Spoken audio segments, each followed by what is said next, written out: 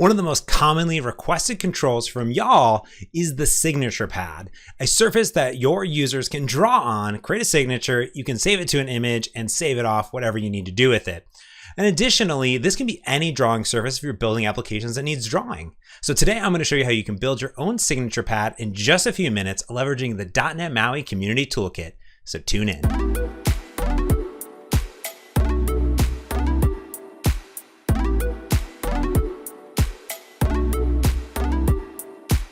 All right, everyone, let's get directly into it. Here I have a brand new .NET MAUI project, and I'm going to go ahead and add a new package from the NuGet Package Manager. And we're going to specifically look for the .NET MAUI Community Toolkit.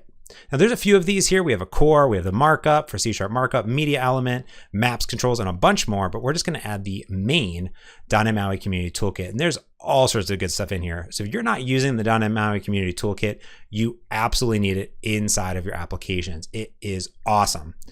All right, we're going to go ahead and simply add this in, accept the terms and conditions.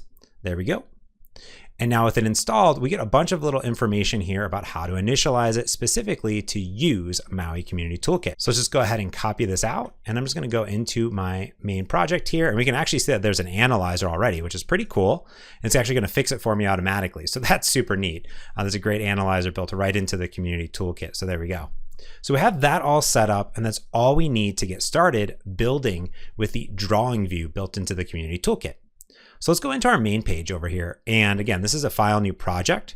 So I'm just going to go ahead and delete a bunch of stuff. So we're going to go ahead and delete some items from the main page and from the code behind because we do not need them. Perfect. All right. Now back on my main page, we're going to go ahead and add a namespace up top here. And you can copy this from the documentation, but for all intents and purposes, it gives this nice URL scheme, just like the .NET MAUI ones and the XAML schemas above.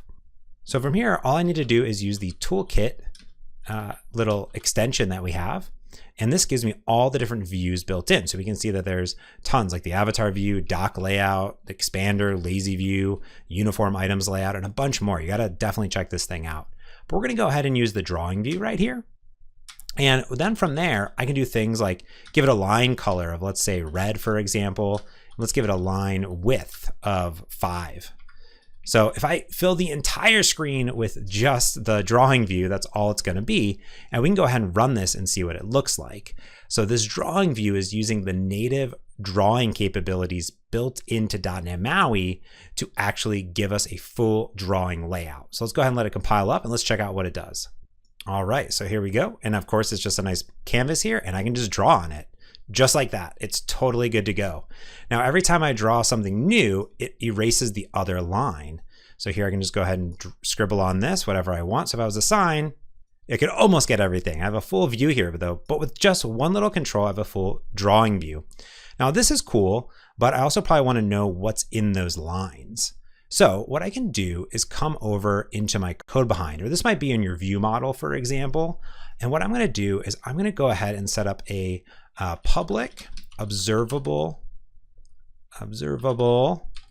collection of iDrawingLine, and that is coming directly from the Community Toolkit. I'm going to just say lines. I'm going to say get set over here, and I can just do equals new, just like that, and we'll be good to go. So this is what is going to be bound to our drawing view. So here, since I don't have a view model created, but I could create one, I'm just going to say binding context equals to this. There we go. Perfect. So let's go ahead and actually do some compiled bindings here. So I'm going to say XMLNS, I'm going to say local, and then I will go ahead and say MAUI drawing. There we go. Perfect. And then here, what we can do is we can say x:\data type, and I'll say local, and this is going to be my main page that's here. There we go. Awesome. So now we'll have our data bindings all lined up. So I will bind this lines to my lines. So I'll say binding to lines. There we go. Perfect. Now what we want to do is also create a little signature pad. So I'm going to come in here and I'm going to say grid, and we're going to say, let's say column definitions, and we're just going to do 2 here, and we'll say row definitions, and I'm just going to go and create 2 rows inside of this grid. So let's go ahead first and put in our drawing view. And then I'm going to say grid.column_span 2. And then underneath it, let's go ahead and put a button here. And I'm going to say text clear. And then we'll do another button, text save, for example. There we go. And let's go ahead and just format that XAML. Perfect.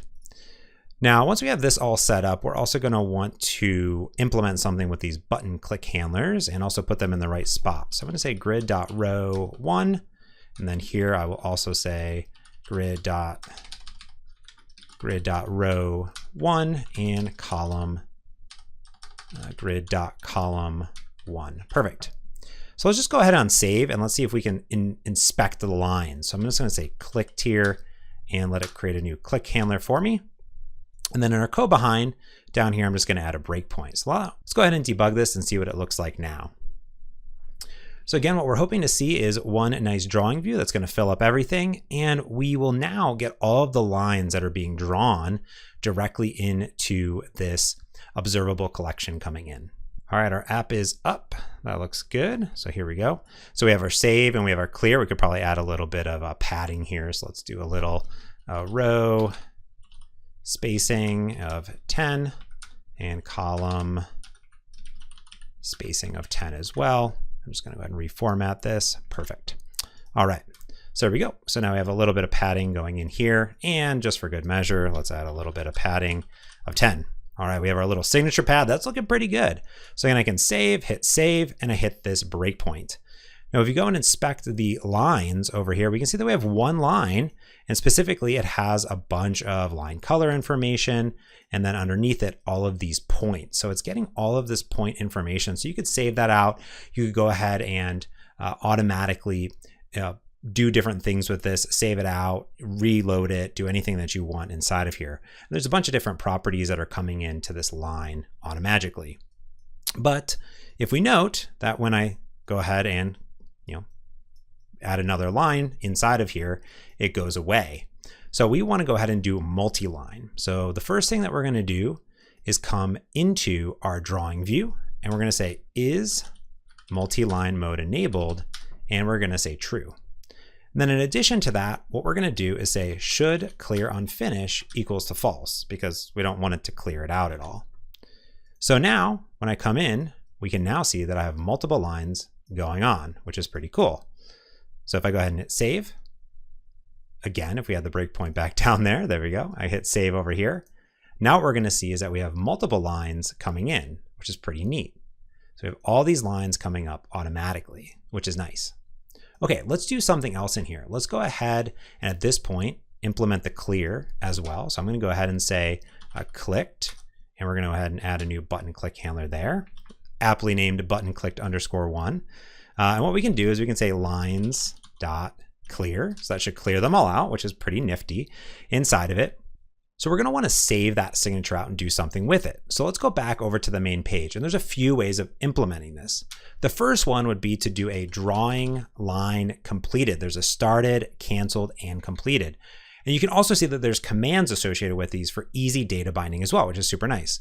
So if I say drawing line completed in here and added a new event handler, we could go into the code behind and we could see drawing view, drawing line completed. This also gives us this nice completed arguments coming in here. And now what we can do with this is we can go in and create a stream. So I'm going to say stream, I'm going to say await. I'll say e dot, which are our args, and I get the last drawing line. And from here, I can say get image stream, which is pretty cool. I can go ahead and pass it the image size, width and height, and the paint to go ahead and use. So for example, here, we could say, for example, 400 by 200, and then we can go ahead and pass it a paint color. So we can go ahead and say colors dot gray, for example, dot as paint, which will go ahead and pass that in. Now you can also give it a cancellation token, which is nice, but that will take it and give it a stream. Now, once we have the stream, we can go ahead and load that into an image, or you can do anything you want with it, to be honest with you. So now we can go back into our main page and let's go ahead and add an image that we can go ahead and put in there. So again, we set this specifically to 400 by 200. So let's just create an image that has that height. So I'm going to go in and I'm going to say row definition of 200 for the height, and the column, we'll just go ahead and figure out the width and we'll set it inside of our actual image. So I'm going to come down here, I'm going to say image, and then I will give it a name so we can go ahead and expose that. And I'm going to call this a drawing image. There we go. And I'm going to say horizontal option center, and then I will go ahead and give it a width of 400. And again, we could just give it the height request of 200 because that's what we set it to, and we should be good to go. Now, I'll also want to go ahead and set our grid. So grid.row equal to 2, and I'll say grid.column span 2 inside there, so it spans both of them. Perfect. So now all we need to do is come back over here, and now that we have our image, we can go ahead and say drawing image.source, and then I'll say image source from stream, and I'll give it a little lambda here because it needs a little function, and pass it a stream. Perfect. Nice. All right. So let's go ahead and compile it up and see what happens. To be honest with you, this should be pretty cool. So here again, we are just creating this automatically built in to the drawing view and the arguments being passed back.